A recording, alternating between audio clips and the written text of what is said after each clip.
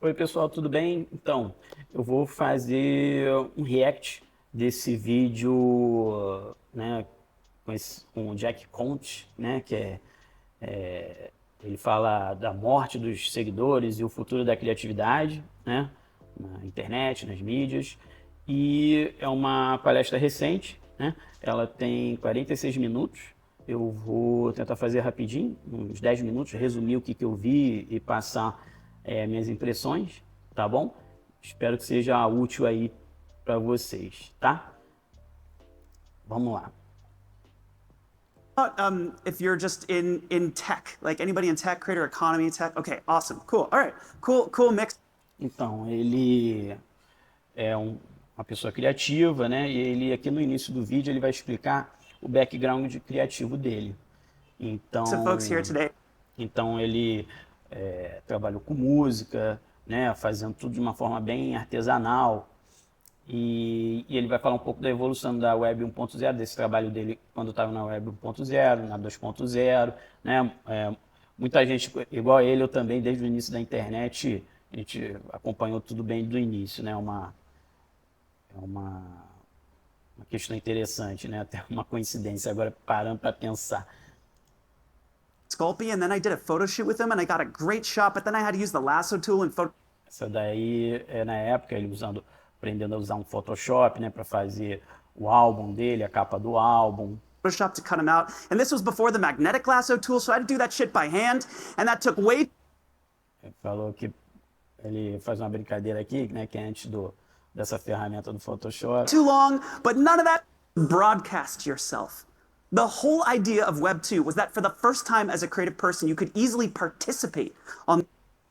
Então ele fala dessa evolução, né? A Web 1.0 eram páginas estáticas, na 2.0, nos anos 2000 já começa a aparecer YouTube, Facebook, Twitter, né? São ferramentas que foram aparecendo depois desse tempo e que, né, no caso ali, anos 2000, acho que era mais Orkut, né?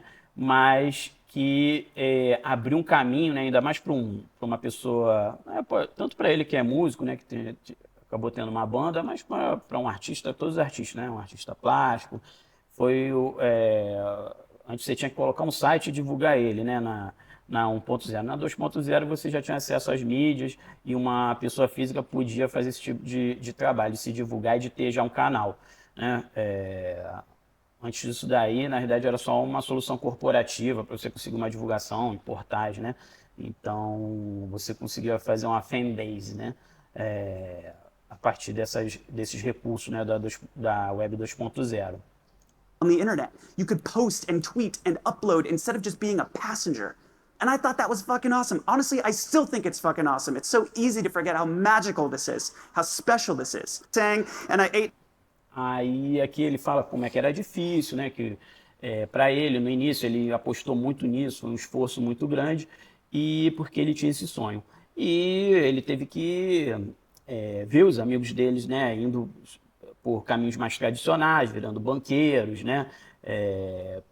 Pessoal avançando na carreira, né? Os amigos dele de infância, e ele, sei lá, fazendo lanche no carro, andando pelos Estados Unidos, né, pelo país lá, não sei se foi Estados Unidos, mas andando por aí, para fazer os shows dele, né, que ele conseguia ser contratado em cima desse trabalho que foi no crescente, né. Aí aqui ele chega aqui a falar, olha, que quando ele começou a colocar no YouTube, ele começou a criar uma fanbase, né. Durante muito tempo ele não conseguiu, né, e ele continuou tentando, ele mostra isso, né, que foi realmente para dar certo ele teve que bater muito, né, até ceder e conseguir um vídeo que do nada conseguiu estourar, né. Had like 300,000 views or something like that. I couldn't believe it. David was reaching people. This phase of the internet had the potential to solve a fundamental problem for me as an artist. I felt like I had to jump in, and I did. I immediately started uploading videos to YouTube. Aí ele fala que ele entendeu de cara na época do YouTube que era uma ferramenta muito funcional para ele, né? Para ele utilizar. Isso é uma coisa até interessante para a gente pensar com os clientes, né? Olha, será que essa capacidade de entender como uma ferramenta poderia ser usada para resolver uma questão de verdade da empresa, né? Não, eu fico pensando nisso até, não é só copiar, fazer porque os outros fazem, né? Mas subscribe button. aqui ele fala sobre o subscribe button, o botão de inscrição, a importância dele para criar esse canal diretamente com os seguidores. Ele até mostra aqui um diagrama, né, que ele fez, né, que é uma conexão direta, né, das pessoas com ele. Ao longo daqui da palestra ele vai falar, olha, e essa evolução foi mexendo com isso daí, né, foi mexendo com essa ligação. É que ele vai numa evolução e ele chega, aí ele começa a falar sobre formas de monetizar. Bem interessante aqui, por acaso aqui mostraram aqui um sabonete, acho que a menina deve ter feito um sabonete artesanal, e acabou que os seguidores começaram a perguntar sobre esse sabonete. E eles acabaram... Natalie and I were filming a vlog to put in one of our videos, and my sister happened to walk in. Aí era um vlog, né? E a irmã dele acabou mostrando esse sabonete aí, né? E acabou sendo uma coisa que os fãs gostaram muito e fizeram pedidos dele. Like behind us, and she was holding a bar. She's a soap maker. She was holding a bar of grapefruit scented soap. Pamplemousse means grapefruit in French. And she said, "Hey guys, look, I have pamplemousse soap." And Natalie and I just saw that and decided to keep it in the video. Parece que significa, pampaluz significa uma fruta, acho que muito gostosa, que ele falou agora. Né? And we put it up in the video, and our fans were like, "Oh my God, pamplemousse soap! We want a bar of pamplemousse soap!" And so we made another video, and we said, "Okay, now you can order pamplemousse soap," and we got hundreds of orders for pamplemousse soap. Another time, when USB thumb drives were starting. Aqui ele está falando formas de monetizar, né? Que ele foi arranjando. Isso ainda é importante ele falar sobre isso, porque mais à frente ele vai falar como é que essa monetização acabou sendo prejudicada ao longo do tempo. Ele falou assim, olha, a gente conseguiu sobreviver, conseguir fazer shows com bastante gente, lotando os lugares, né? E sem precisar até do iTunes, na época, né, de se juntar ao iTunes. Eles conseguiram monetizar isso com a fanbase deles que eles levantaram, né? E aí ele vai contando um pouco sobre sobre essa situação que você não precisa de 1 milhão de fãs, você precisa de de seguidores assim fiéis, né? Ele justifica isso ao longo do tempo aqui que você já consegue fazer uma boa verba em cima dessa questão. If you can just find fazer uma boa receita, né? 1,000 people who are willing to buy $100 of stuff from you per year, that's $100,000 per year, which is a pretty freaking great business. Ele fala, olha, você tem 1.000 pessoas somente e elas estão engajadas, elas conseguem acabar gastando $100 por ano. E você vai ter $100 mil ao ano, que não é um mau lucro, né? Então é bem interessante como ele vai desenvolvendo esse raciocínio, como foi esse crescimento dele, de venda de merchandising. E aí ele vai chegar na questão do Facebook dos anos de 2010 para frente, que começou a trabalhar com ranking, né? E ele explica aqui que a entrega começou a diminuir, porque ela começou a experimentar, filtrar e não deixar mais ter uma entrega completa, né? Uma entrega completa começou... o algoritmo, né? Ele começou a briga com o algoritmo, porque ele começou a ver o que ranqueava melhor ou não e mexer na estrutura de entrega, né? 90s as Web 1, the 2000s as Web 2, would then take that post and push it down in the feed. In other words, they started ranking or ordering posts according to what was best for their business. This was actually great for Facebook. It was the right business decision for them and their company and their revenue model. Ele fala que foi ótimo para o Facebook, né? Mas logo em seguida ele fala, olha, e a minha liberdade criativa, né? O que ele quer fazer e o que meus fãs adoram e o que realmente vai ranquear melhor a favor para ele aparecer. Então ele mostra aqui o botão de follow quebrado, né? Que ele fala, olha, a briga não é por seguidores, a briga é para aparecer. Mudou a briga, né? Então ele vai falar um pouco sobre isso daí e explicar um pouquinho sobre isso daí. Vou deixar um pouquinho aqui e depois eu comento. Not the takeaway here. It's not how I think of it. I actually see problems with chronological feeds because as a creator, if it's chronological, then you have to keep posting to stay on top. So I don't think that's necessarily the best way to build strong relationships either. The problem that I have is if you're going to change that, if you're going to adjust the way you create a feed, what is the purpose behind that? What is the intention behind that? Are you trying to create a place where you can build strength of relationship with your community, where your fandom gets energized over time, where people are guaranteed? Aí ele fala sobre, olha, o que eu estou querendo fazer? O tempo todo ele fala muito sobre isso, sobre energizar a fanbase dele, né? Para ele poder conseguir chegar onde ele precisa, né? E acabou complicando por causa dessas questões do algoritmo. Depois ele vai falar sobre o TikTok, que complicou mais ainda, né? Porque o TikTok ele praticamente ignora o que você quer se inscrever, ele vê em cima de algumas curtidas que você vai tendo ao longo do tempo com os vídeos e vai ele mesmo decidindo o que você vai assistir, né? E também revolucionou por causa do formato, né? Que começou a ficar muito mais curto, né? Os shorts de 30 segundos, 1 minuto ou menos, né? E isso tudo acabou implicando, né? Para um cara que desenvolvia música, shows, etc., o formato, né?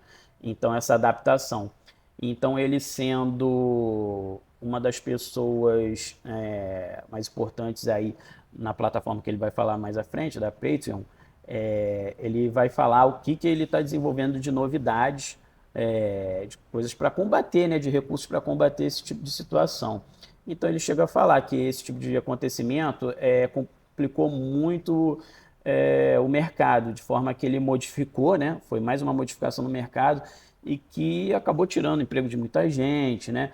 E que ele vê assim, que a verdade ele quer fortalecer esse trabalho criativo, né? Dar mais poder ao criativo, e é uma coisa que se busca muito hoje, né? Então ele fala por que como é que aconteceu essa morte dos seguidores, né? Doesn't necessarily mean there's something wrong with you here. I believe that this problem is the single most important problem that faces creative people today. The weakening of creator-led communities. Então ele fala que esse daí é o maior problema que acontece hoje. São as comunidades criativas ficando mais fracas, né, perdendo poder. Então depois ele fala, né, que tem empresas que estão trabalhando de uma forma mais aberta para dar mais poder ao criativo, aos grupos, né? Ele dá uma noção qual é a responsabilidade dele nisso, né? Que ele está dentro disso daí, que é a responsabilidade dos criativos fazendo essa mudança no mercado. Aqui ele faz uma explicação interessante de como ele vê o mercado, essa entrega, como funciona esse mercado. Acho legal de ver. But we have built a lot, especially in the last 3 years, in an effort to take a more holistic approach to solving this. We built video, community, podcasting, better posting, a new media player, commerce, free membership, which is essentially like a follow gated on an email, and live. Na verdade, são as bases que eles começaram a mexer na plataforma para fazer as coisas acontecerem, que eles usaram, né? Que eles turbinaram lá no Patreon, que acabou virando uma nova plataforma, que ele explica, né, daqui para frente, que a Patreon está indo no caminho para fortalecer esse lado criativo das pessoas, das comunidades que acabam financiando, né, os trabalhos dessas pessoas. And while this might look like a lot, it's actually Pensando nisso, né, a gente vê realmente um crescimento dessas plataformas uma tendência dessas plataformas que financiam o trabalho criativo. just 3 things: media, community, and business. And we're now thinking of Patreon no longer as a membership platform, where we started, but as this whole thing, the media, community, and business foundation for the next decade of professional creativity on the internet, organized around the concept of the true follow, in an effort. Então ele volta com o conceito que ele chama de true follow, verdadeiros seguidores, né, que é voltar um pouco atrás e dar mais poder para esse pessoal, né, os criativos, e ele fala do investimento, né, do ecossistema da Patreon, e ele explica mais ainda sobre por que e como você deve fazer esse conteúdo para o que você acredita. Ele faz uma analogia interessante lá de uma carrocinha de cachorro-quente num lugar muito movimentado e e a diferença para um restaurante que tem menos movimento, mas que tem aquela fanbase que mantém aquilo aberto, né? Então, que tipo de negócio que você está querendo tocar à frente, né? E aqui no final ele fala muito assim sobre saber, né, o que você realmente quer fazer, que isso vai te motivar para realizar. Então, achei esse vídeo muito interessante, que ele reuniu bastante informação que enxerga para frente e também explica muito sobre financiamento, né, commerce, né, para essa economia criativa. Então, recomendo, acho legal. Quem se interessar mais pode assistir ele completo, mas eu dei uma resumida aí, tá bom? Então é isso daí, pessoal. Por hoje é isso. Quem curtiu, dá o like, dá o curtir, dependendo da plataforma. E é isso daí. Espero que a gente esteja aí logo em breve com um vídeo novo, tá bom? Um abraço. Tchau.